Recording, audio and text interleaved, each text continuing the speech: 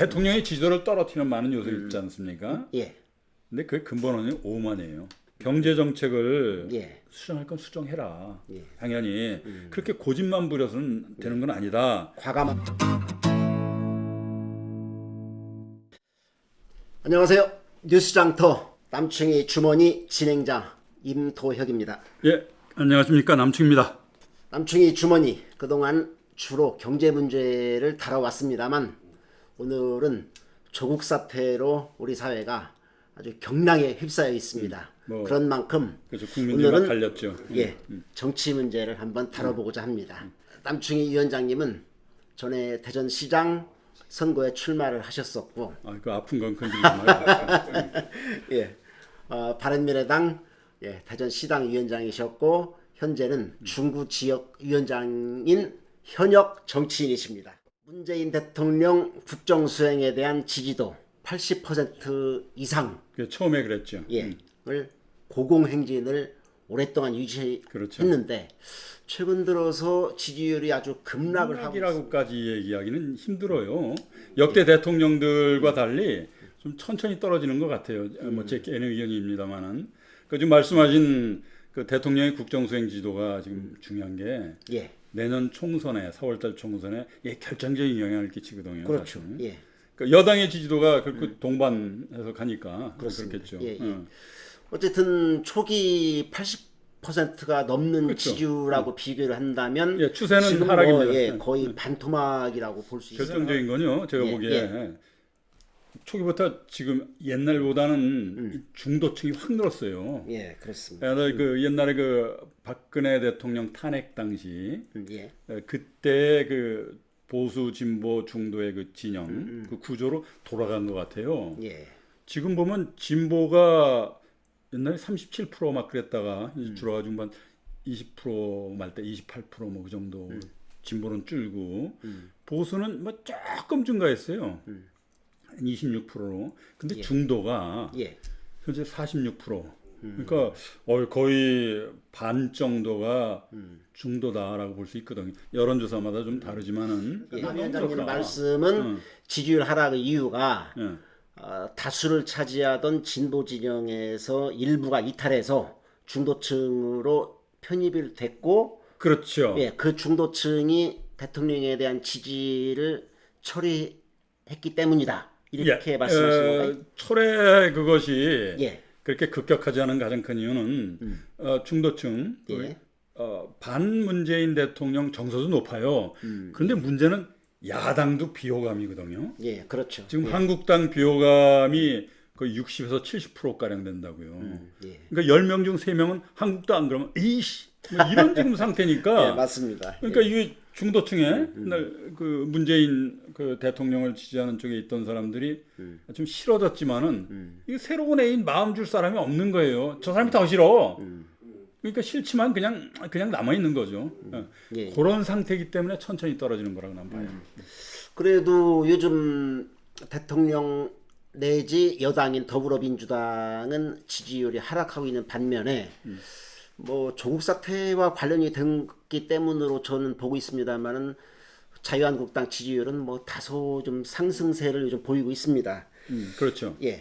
어쨌든 이제 이런 문제가 큰 고리가 이제 뭐 조국 사태, 그다음에 남북 문제, 경제 문제, 뭐 인사 문제, 여러 가지를 뭐 들 수 있겠습니다. 이 부정평가가 대통령에 대한 긍정보다 앞서가는 이 상태가 꽤 오래됐어요. 그렇죠. 옛날 이제 긍정평가가 높다가 부정평가는 낮고 그러다가 작년 12월에 이게 크로스가 됐습니다. 그리고 부정평가가 더 높아진 게 작년 12월. 이걸 소위 데드 크로스라고 하지 않습니까? 그리고 결국 한 달 전부터는 이게 부정평가가 50%를 넘어간 거예요. 이게 지금 지속되는 거예요.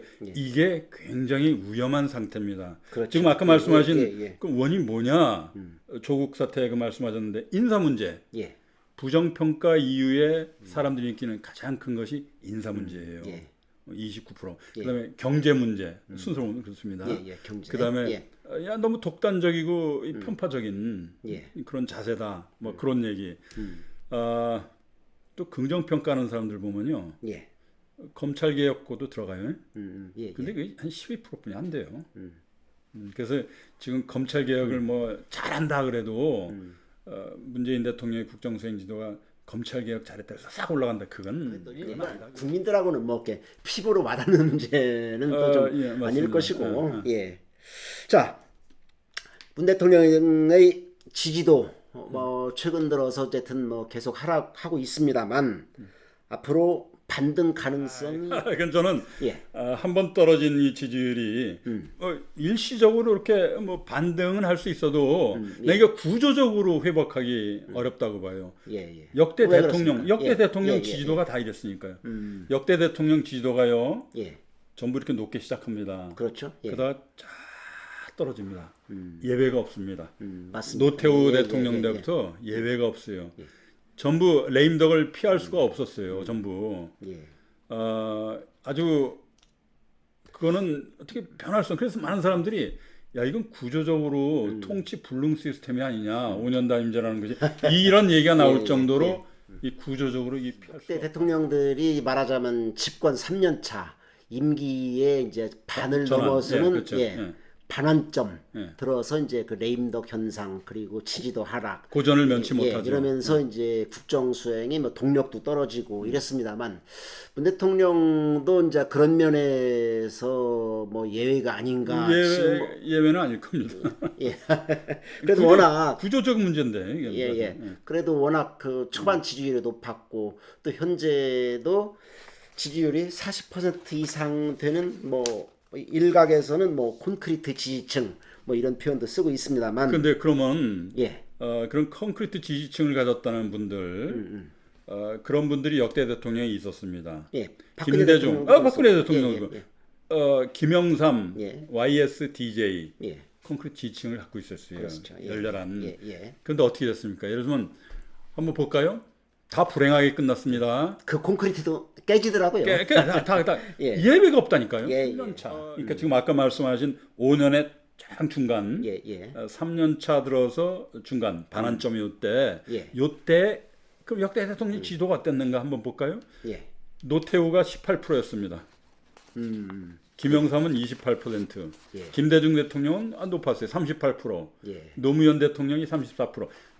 유일하게 40%가 나온 분이 이명박 대통령이었습니다. 49%였어요. 그때가. 뭐 나중에 다 떨어졌지만 박근혜 대통령 36%. 근데 이제 이명박 대통령 그때 2008년 글로벌 그 금융위기를 극복하고 6% 성장을 했어요. 그때. 그런 이유가 있었군요. 6% 성장을 했다고요. 이제 그래서 그랬겠죠. 지금 현재 문재인 대통령은 40% 중간에 지금 40%뭐 내외 이렇게 하고 있으나 그게 지난 대통령들보다 조금 뭐 성적이 뭐 나쁜 건 아니라고 그렇게 수치상으로 보면은 뭐 그렇죠. 아주 뭐 비관적인 뭐 그런 상태는 아닙니다. 근데 전 떨어지리라고 보죠.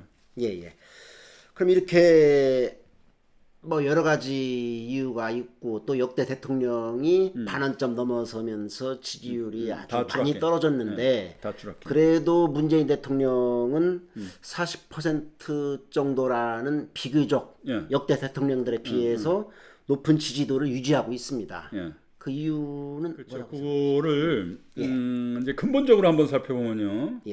뭐 우리나라뿐만 세계 전체에 다 대통령 지지도가 왜 떨어지고 왜 상승하느냐 그런 연구가 있어요. 그 연구 내용이 뭡니까? 왜 상승하는 이유는요.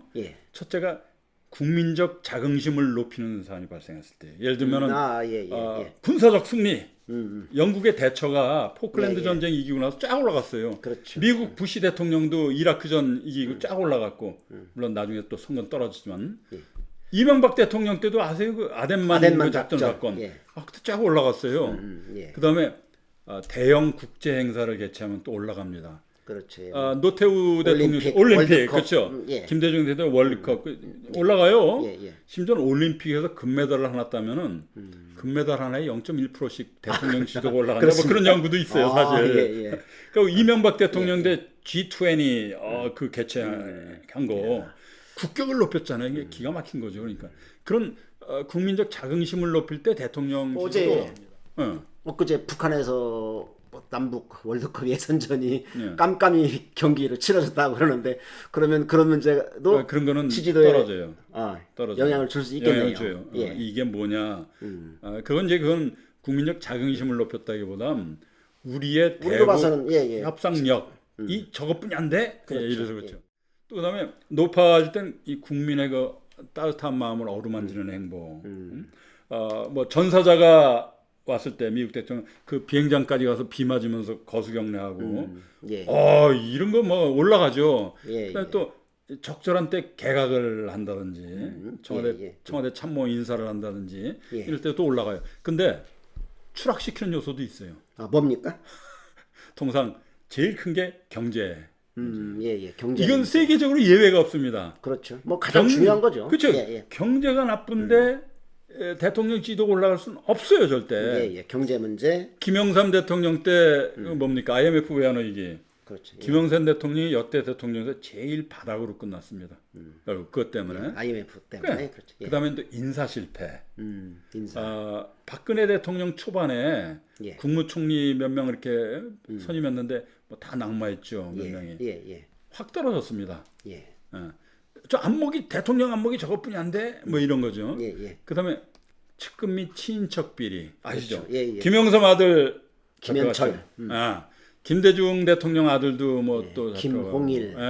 또 옷로비 사건도 있었죠. 그렇죠. 뭐 노무현 대통령도 뭐 뇌물 사건에 뭐 이명박 대통령 친형 구속되고 뭐 막 이러고. 맞습니다. 예외 없이 그렇죠.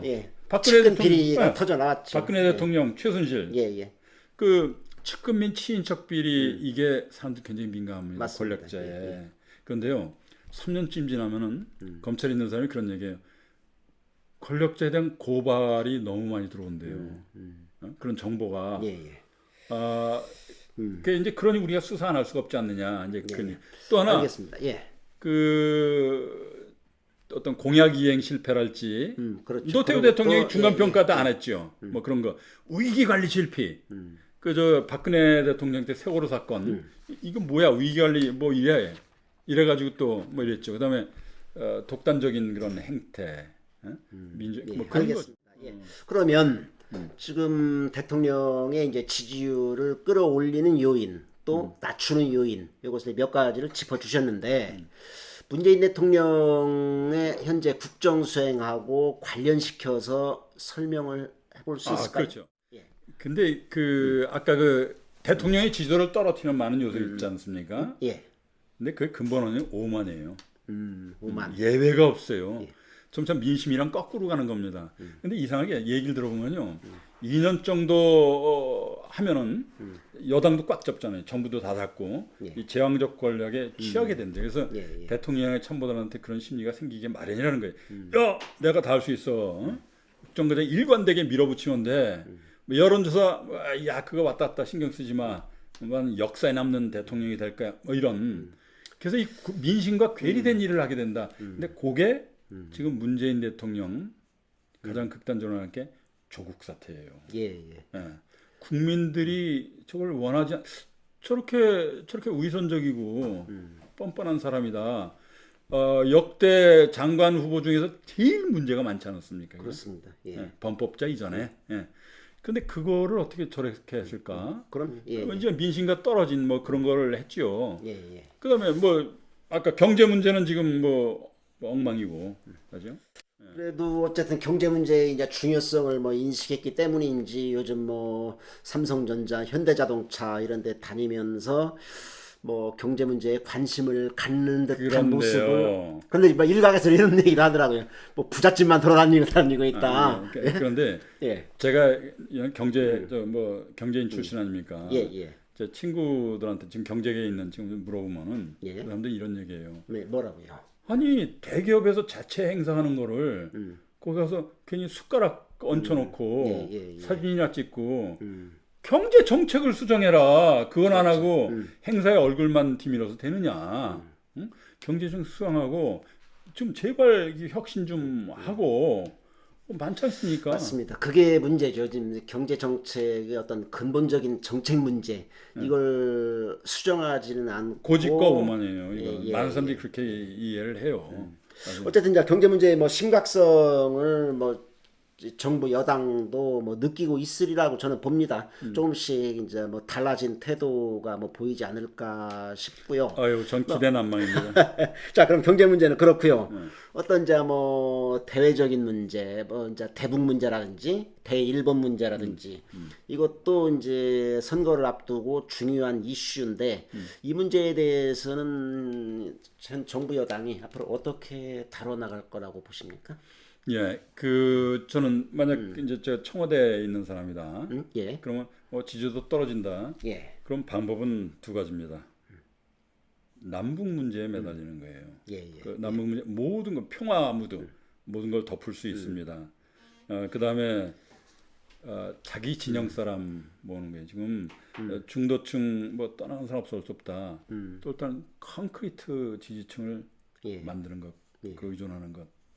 그 두 가지 전략을 필수뿐이 없을 거예요. 근데 여기서 하나 변수가 있어요, 사실. 예, 뭡니까? 지금 여러 가지 이게 나쁜데 예, 예. 상황 나쁜데 그래도 문 대통령이 어떻게 40%나 유지하나 예, 대를 예. 내외를 예.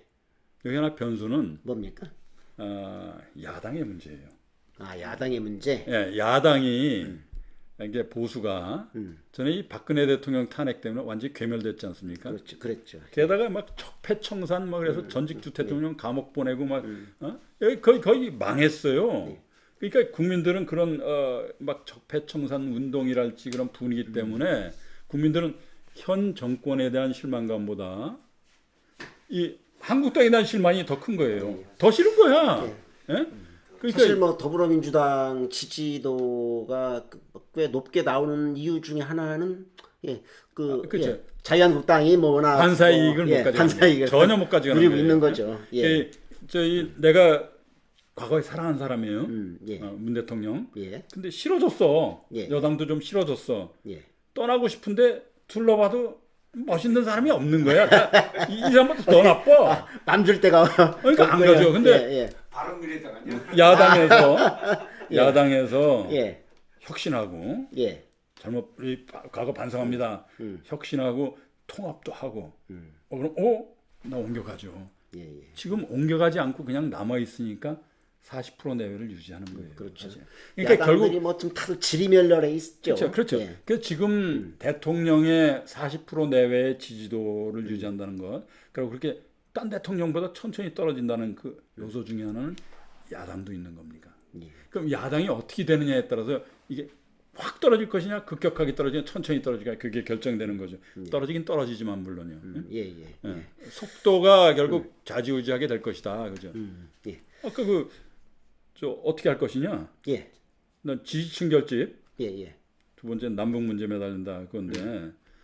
근데 남북 문제도 이제 그 동안에 사실 이제 그 김정은 뭐 위원장과 뭐 그 정상회담 뭐 등등 어떤 그런 자 효과가 이제는 여러 차례 몇 번 반복되다 보니까 효과가 좀 떨어지지 않을까 합니다만. 그렇죠. 그래도 그러나 거기에 그래도 예. 뭔가 남북 문제에 획기적인 뭐가 생기면 국민들은 박수치고 그럴 겁니다. 예.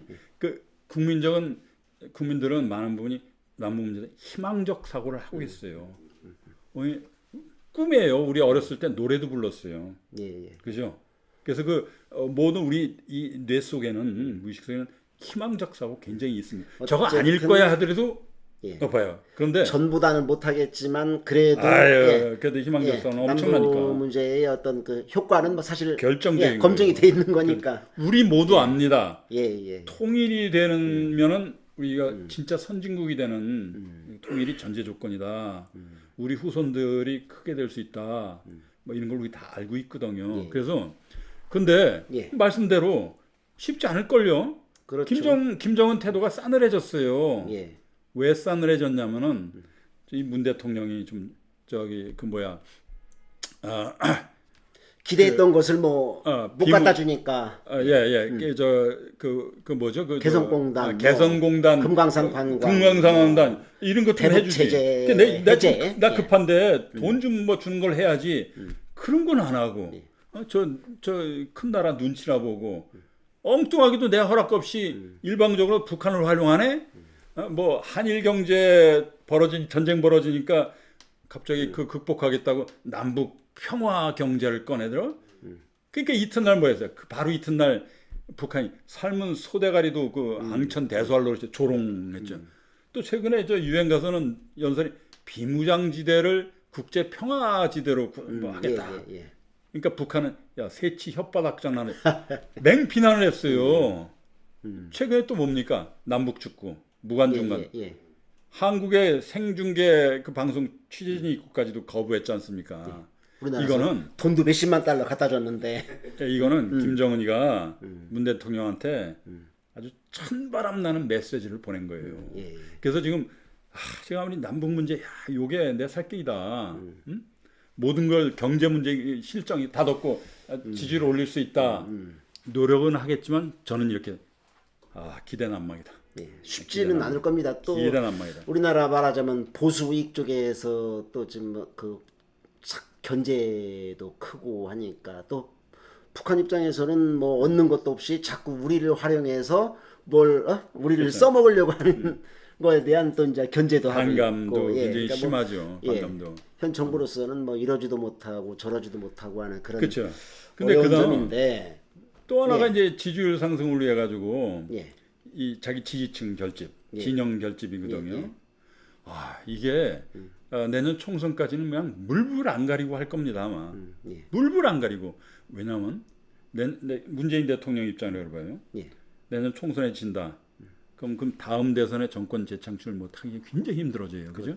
국회의원 숫자가 주는데 그렇다면 만약 대선에 정권 재창출을 못한다면 이게 내 끔찍한 정치 보복을 받을 수 있겠다라고 생각을 안 할 수가 없어요. 그래서 이거는 지금 진영 결집을 이건 목숨 건 싸움이에요 지금. 사생결단이에요.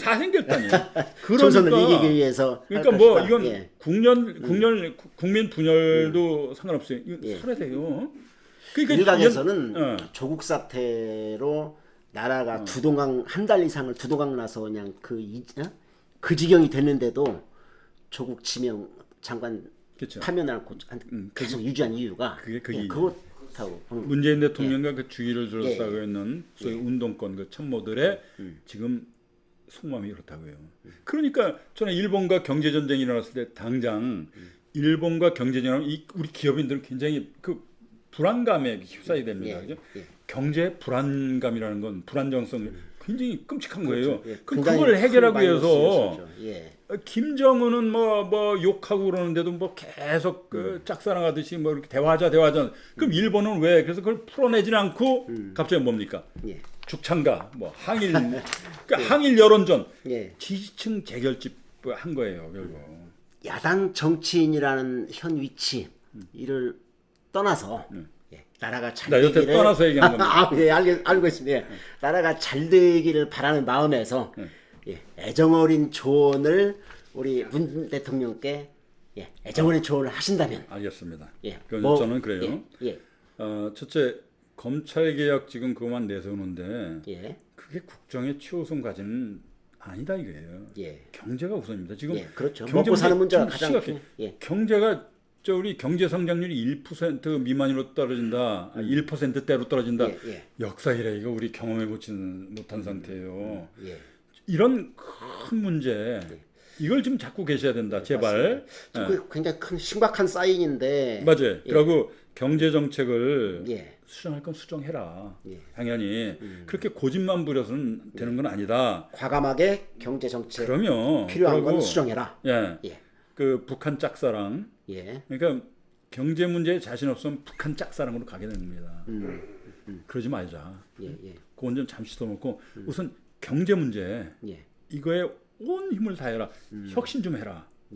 혁신 정책 내놓고 잘못된 거 원자력 발전 그걸 그냥 뭐 원자력 발전 다 폐쇄하고 뭐 이런 거 그 해외 나가서 팔고 우리 안전합니다 팔고 이상하잖아요. 그 누구나 다 하는 얘기거든요. 이런 거 좀 다시 생각해보고 좀 경제 정책. 그러니까 이걸 하려면은 그 수정하려면 내가 자기 진영만 결집시키겠다. 다음 정권 재창출해야지. 이 욕심을 버려야 됩니다. 문재인 대통령님 들으셨습니까? 남충희 위원장님의 애정어린 조언 버려야 산다. 뭐 정권 재창출에만 매달리지 마시고 경제 문제에 올인해라. 과감하게 잘못된 정책 있다면 수정해라. 그렇죠. 예. 그것만이 살 길이랍니다. 예, 알겠습니다. 귀담아 들으시기 바랍니다. 예, 오늘 남충희의 주머니 이것으로 마치겠습니다. 예, 감사합니다. 감사합니다. 예.